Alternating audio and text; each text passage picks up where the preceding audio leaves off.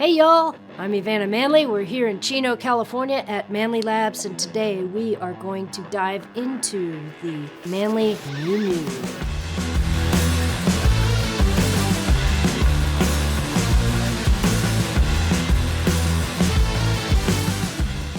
The Nu Mu is a more modern take on the Manley variable mu.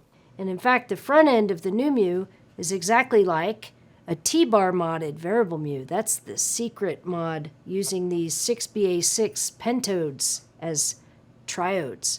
What's really cool about this versus the older 6386 tubes is you can match them so much more easily because you've got two different bottles that you can make friends with instead of being stuck with the two triodes that are encased in one glass bottle.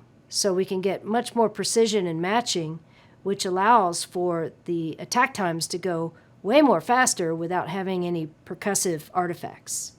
The first thing that happens when we come into a Nu Mu is we hit the input transformers, the Manley Iron 6756s. Those then feed the T-bar mod vacuum tubes right here. How this unit works is that we are constantly rebiasing these input tubes here with a little piece of the signal from the output stage, and that voltage will determine how much that vacuum tube is amplifying. And so it's magically just changing its gain, reacting to how much level was put into it in the first place. Then we leave the domain of vacuum tubes and we go into an all-discrete gain stage and output stage. There are no ICs in the signal path of the Nu Mu. It's all discrete transistors and vacuum tubes. The output stage is transformerless, which gives you a lot of agility and speed. The build is modern. Let's start with the power supply that runs the whole thing. That's Manley power in there. Designed for us by Bruno Putzis, it's a switch mode power supply providing 300 volts for the high voltage lines and a very strong 6.3 volts for the heaters. Manley power was designed specifically for us, for our requirements, to run vacuum tubes. And that's what we're doing here. The power supply is very low radiating design. In this case, we don't even need an additional cage. And it works anywhere around the world. You don't have to have an external converter transformer, and you never have to worry about any hum at all, ever.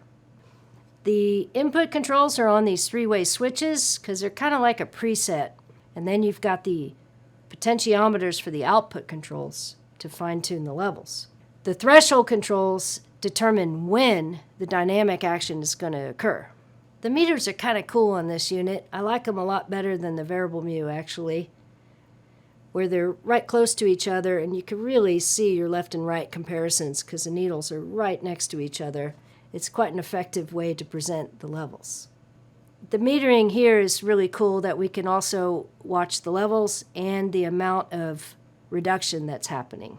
There's a really cool switch on this unit called the hip control. So the hip control, it's shunting some of the sidechain signal away, which it's kind of like a parallel compression type situation, and it allows some of the transients through.